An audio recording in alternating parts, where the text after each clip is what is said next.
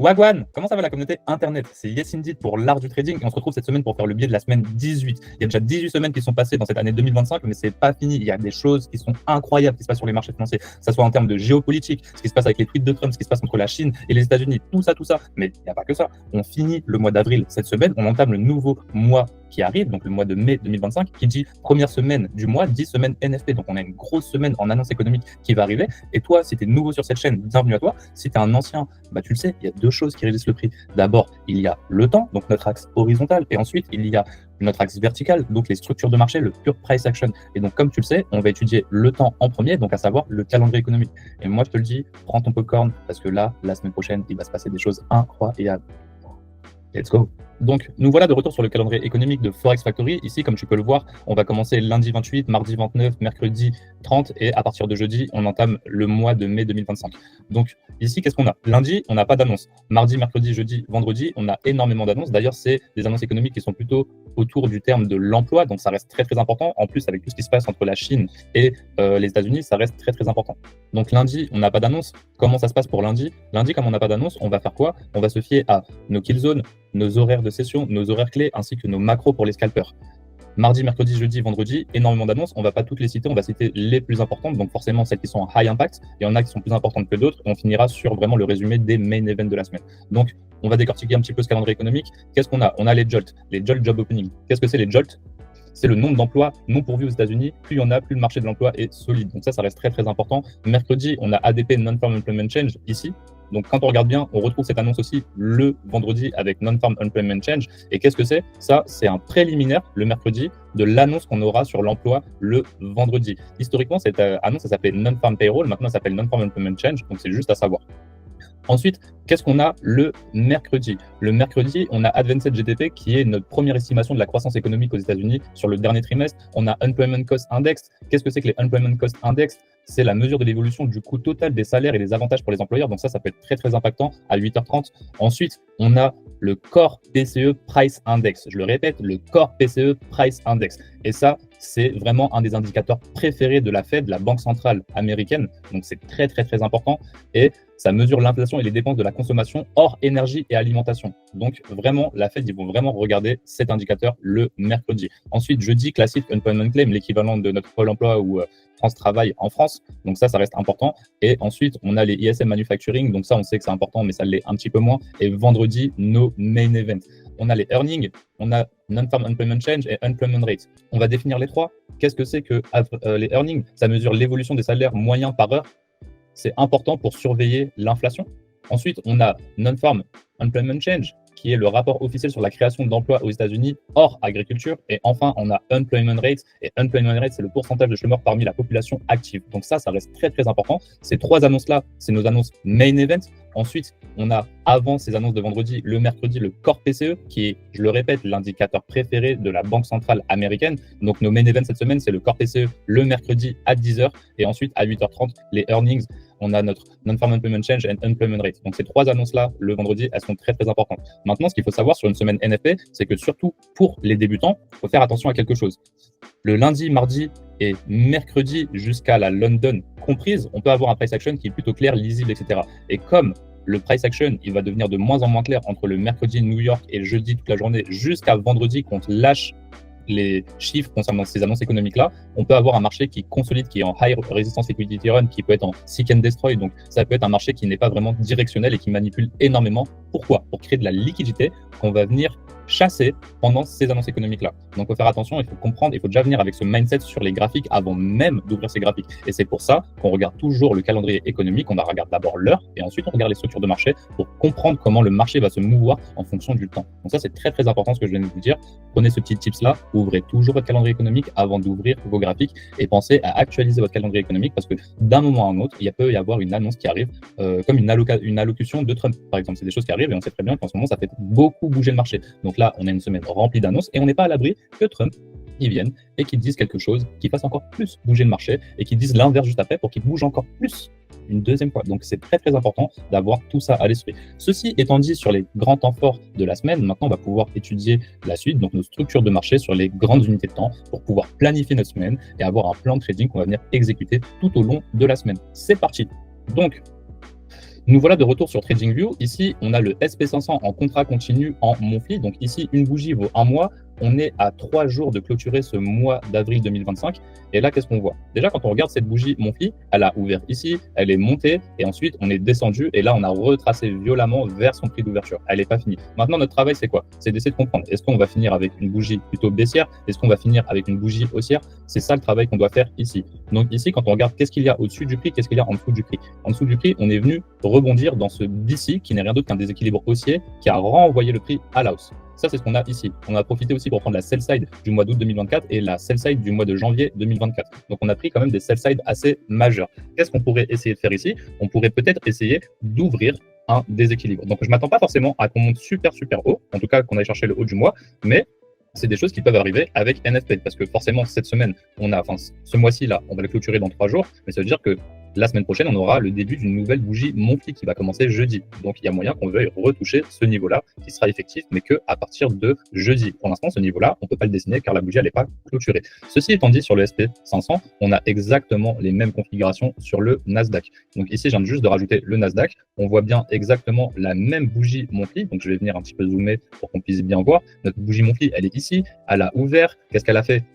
Elle est montée, elle est descendue et là on revient vers le prix d'ouverture. Donc c'est ça qui s'est passé. Qu'est-ce qu'on est venu chercher? La même sell side et la même sell side, c'est deux sell side qu'on retrouve sur le SP500 et le même déséquilibre. Donc on a exactement fait la même chose sur les deux actifs. Là quand on compare, qu'est-ce qu'on peut voir? On peut voir qu'on a un SP500 qui est un peu plus faible juste en regardant la couleur des bougies. Ici on a une bougie haussière, ici on a plutôt une bougie baissière. Donc qu'est-ce que ça montre? Ça nous montre que le Nasdaq est plus fort à la hausse ou que le SP500 est plus fort à la baisse. Voilà ce que ça veut dire. Maintenant on va passer dans le vif du sujet. Donc nous c'est le weekly qui nous intéresse. Donc on va d'abord étudier le weekly du SP500 et ici le SP500, qu'est-ce qu'on peut voir? On peut voir qu'on est bien venu dans ce déséquilibre, mais on n'est pas venu dans ce déséquilibre weekly. Qu'est-ce qu'on a sous le prix vraiment à l'extrémité? On a cette sell side qui date du octobre 2023. Donc ça, c'est ce qu'on a sous le prix, c'est ce qu'on pourrait venir chercher sur du long terme si on est toujours sur du bear market. Et cette semaine, elle va quand même être déterminante pour comprendre si on reprend vraiment une hausse ou si on essaie juste de revenir un petit peu prendre de la liquidité haussière pour continuer notre bear market du deuxième trimestre 2025.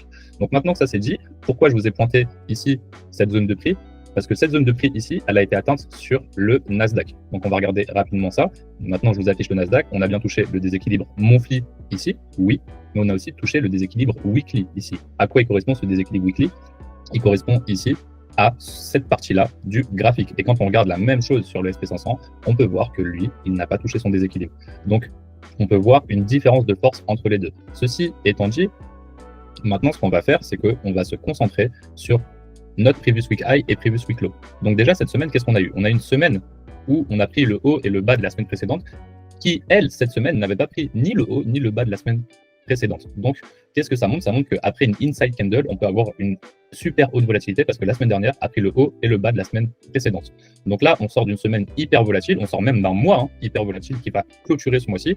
Et où est-ce qu'on pourrait aller? Notre low hanging fruit ici, ça serait d'ouvrir. Déjà, on va voir si on ouvre avec un gap. On n'est plus à l'abri de ça, on ouvre qu'avec des gaps ces derniers temps. Donc, est-ce qu'on va ouvrir avec un gap d'ouverture? Si on ouvre avec un gap d'ouverture, on ne sait pas comment on va ouvrir, mais dans le cas où on ouvrirait sans cap d'ouverture, on pourrait ouvrir, manipuler à la baisse, monter chercher le low hanging fruit, à savoir le previous week high, et par la suite venir chercher ces niveaux-là, ce volume imbalance. Ensuite, pourquoi pas le CB high, et pourquoi pas monter ici dans cette ancienne IEF. Donc cette ancienne IEF, c'est cette bougie verte. Pourquoi pas monter dans cette bougie verte? Et on ira comprendre en daily pourquoi je vous ai annoncé ça juste après. Donc on va s'ouvrir le SP500 en grand pour bien voir ce que je suis en train de vous montrer. Pourquoi pas monter? Mais avant de monter, si on s'attend à monter, on doit manipuler à la baisse. Est-ce que notre manipulation de la semaine sera une manipulation baissière ou est-ce que ce sera une manipulation haussière? On verra. Et c'est vraiment NFP qui va tout nous montrer vendredi. Donc là, moi, je m'attends à ouvrir, retoucher le bas de cette CB, ok? Et pourquoi pas monter comme ceci par la suite. Donc je m'attends à ça. Si je m'attends à ça sur le SP500, forcément, je m'attends exactement à la même chose sur le Nasdaq. Pourquoi pas ouvrir à la clôture de la précédente, revenir repricer ce haut de CB en confluence avec ce volume imbalance qui a été clôturé, oui, sur le Nasdaq et non sur le SP500, et pourquoi pas monter par la suite. Donc quand on compare les deux, on peut bien voir ici que ce volume imbalance, il n'a pas été retravaillé parce que le SP500, comme on vous le montrait juste avant, il est un petit peu plus lent que le Nasdaq. Donc ici, c'est vraiment le Nasdaq qui mène la tendance, en tout cas sur la hausse, et ici, pourquoi pas venir rééquilibrer ça. Donc maintenant qu'on a vu ça, on va se concentrer vraiment sur le haut de la semaine dernière et tous les prix qui sont au-dessus du haut de la semaine dernière. On va pouvoir venir en daily comprendre un petit peu plus nos structures de marché. Et là, c'est un petit peu plus compliqué parce qu'on est vraiment sur des conditions de marché qui sont historiques et on ne voit pas souvent. Et quand je vous dis on ne voit pas souvent, c'est pas souvent qu'on a des gaps partout. Ici, on a eu un gap, donc je vais venir vous annoter un petit peu les gaps. Ici, on a eu un gap d'ouverture. Ici, on en a eu un autre. Ok, on en a eu un autre ici, donc là celui-là il faut vraiment le mettre très très gros. On a eu un autre gap d'ouverture ici. Ensuite, il est où notre prochain gap d'ouverture? Notre prochain gap d'ouverture sur le SP, il a été ici. Ok, on en a eu encore un ici, encore un autre ici. Et là, la semaine dernière, qu'est-ce qu'on a fait? On a ouvert encore avec un gap d'ouverture. Dans la semaine elle-même, on a encore ouvert avec un gap d'ouverture, encore ici et encore ici. Donc on fait gap sur gap sur gap sur gap. Je sais pas combien de fois j'aurais dit ce mot dans cette vidéo, mais c'est vraiment historique, il faut bien le comprendre. Donc qu'est-ce qu'on va faire? On va sûrement manipuler à la baisse. Où est-ce qu'on pourrait manipuler? Là, on a ce volume balance ou ce gap d'ouverture, peu importe comment on l'appelle, on pourrait manipuler dedans. Il y a une belle confluence avec le haut du déséquilibre weekly. Pourquoi pas manipuler, d'où mon aimant ici. Pourquoi pas venir ici et ensuite monter. Monter pour aller chercher le volume balance weekly, le volume balance daily ici qu'on voit pas, mais que je vais mettre en un petit peu plus foncé. On a ce volume balance, on n'a pas terminé le business à l'intérieur. Et donc, pourquoi pas venir sur ça? Une fois qu'on sera venu sur ça, on verra si on accélère au-dessus de ce niveau. Donc, les bougies daily, les clôtures des bougies daily, elles vont être très, très déterminantes cette semaine. Et une fois qu'on aura fait tout ça, on va voir si on va venir dans cet ancien déséquilibre en noir en daily. Donc, le déséquilibre dont je vous parle, c'est bien celui-ci. OK? Donc, pourquoi pas venir dans ce déséquilibre? Et une fois qu'on sera venu dans ce déséquilibre, pourquoi pas venir chercher le volume balance? Et qu'est-ce qu'on a ici tout en haut? On a bel et bien une buy side. Donc, on a une buy side ici en daily. Je vais mettre ça rapidement en noir. Mais ce noir-là, on va le mettre en x4 pour bien le voir. Donc là, on a une buy side ici. Je ne m'attends pas forcément à qu'on aille la chercher. On pourrait, hein, avec la volatilité de NFP. Mais pour l'instant, nous, nos zones de prix, ça va être vraiment de revenir ici. OK? Donc, tout ce qu'il y a à noter ici avec les yeux en orange, on a énormément de zones d'intérêt à venir revisiter. Forcément, si on a ça sur le SP500 que je suis en train de vous présenter ici en journalier, en daily, on a exactement la même chose sur le Nasdaq à quelques mesures près parce qu'il est en avance. Donc, ça voudrait dire qu'on ouvre à la clôture de la précédente, si on n'ouvre pas avec un gap d'ouverture, on descend ici, ou ça, dans ce petit volume balance, l'espace entre ces deux bougies daily, et ensuite on pourrait monter, chercher tous nos niveaux. Donc ici, ce premier niveau correspond à peu près aux 50% entre ce niveau noir et ce niveau noir, qui est rien d'autre qu'un CB en daily. On a ici le début de cette mèche, donc pourquoi pas venir toucher le début de la mèche ici, continuer par la suite, ici, recontinuer par la suite, chercher le volume balance, et pourquoi pas monter, combler ce déséquilibre ici qui n'est pas à noter, et pourquoi pas venir sur le Fair Value Gap Weekly, qui nous a donné l'origine de ce mouvement baissier qu'on a eu pendant tout le mois d'avril. Donc l'origine du mouvement baissier, elle a été faite ici. Donc pourquoi pas revenir sur l'origine de ce mouvement? Je vais mettre ça bien plus en couleur, c'est là l'origine du mouvement. Donc pourquoi pas revenir au-dessus? Si on revient au-dessus de l'origine de ce mouvement, on va forcément prendre cette buy side ici.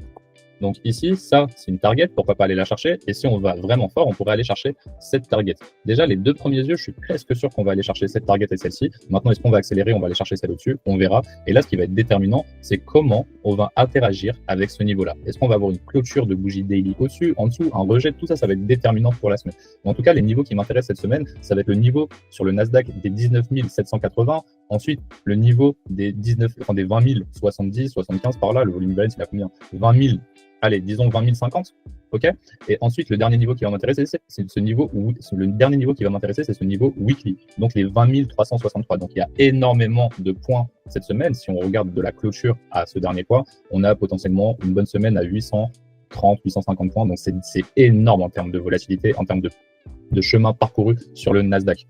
Donc, pour résumer cette vidéo, on s'attend à manipuler à la baisse si manipulation, s'il n'y a pas de gap d'ouverture, on n'est pas à l'abri d'en avoir un, et par la suite monter. Une fois qu'on sera monté, si on est là-haut avant qu'NFP ça arrive, il y a fort moyen que en Monthly, on ait créé un déséquilibre ou ça ici, à ce niveau-là, ou sur le SP500 à ce niveau-là, on vienne repricer dedans, et peut-être qu'on rejette pour aller à la baisse, à voir comment ça va se passer. En tout cas, tout ce qu'on sait ici, c'est qu'on n'est pas encore sur un retournement haussier. On ne peut pas dire qu'on est haussier parce que ici en monthly, on n'a pas encore fait de swing low. Le seul swing low apparent qu'on peut avoir, c'est les swing low qu'on a en weekly. Donc ça pourrait être suffisant pour avoir un retournement haussier. Ce qui va être déterminant en weekly, c'est comment on va interagir avec les déséquilibres weekly ici. Est-ce qu'on va les combler? Est-ce qu'on va rejeter? Si on les comble au corps, c'est qu'on va se diriger vers les ATH. Moi, j'y crois pas encore. Je pense qu'on est encore bear market. Donc, à voir. Peut-être que tout va changer la semaine prochaine. À voir comment ça va se passer. Et t'inquiète pas, comme d'habitude, dans la suite de la vidéo, je te mettrai des screenshots pour que tu puisses avoir une référence et avoir ton plan de trading si tu le souhaites et l'adapter tout au long de ta semaine. Merci à toi d'avoir regardé cette vidéo jusqu'à présent. Comme je dis chaque semaine, c'est vraiment important de faire ce travail parce que ça te maintient un esprit sain dans un corps sain. Là, c'est exactement la même chose. Tu planifies ta semaine de trading et derrière, tu vas exécuter ton plan de trading s'il se réalise devant toi. S'il se réalise pas devant toi, comme on le dit en trading, ne pas trader, c'est trader aussi. Tu as des choses à apprendre juste en observant. Donc, c'est très, très important de faire ce travail au préalable. Si tu as besoin d'apprendre le trading parce que tu es novice ou intermédiaire, ou si même tu es avancé mais que tu as des zones d'ombre, des lacunes, tu pourras trouver tous les liens nécessaires à ton apprentissage dans la bio. Comme tu le sais, je te l'ai dit dans la suite de la vidéo, je te mettrai les screenshots en weekly et en daily pour que tu puisses avoir des références. Et j'espère que tu avais ton petit popcorn pour cette semaine-là, parce qu'il va se passer des choses incroyables en termes de volatilité. En tout cas, merci à toi d'avoir regardé la vidéo. C'était Yes Indeed pour l'art du trading. On se revoit dans la prochaine vidéo, laquelle, celle de la semaine 19. Allez, ciao, ciao, ciao.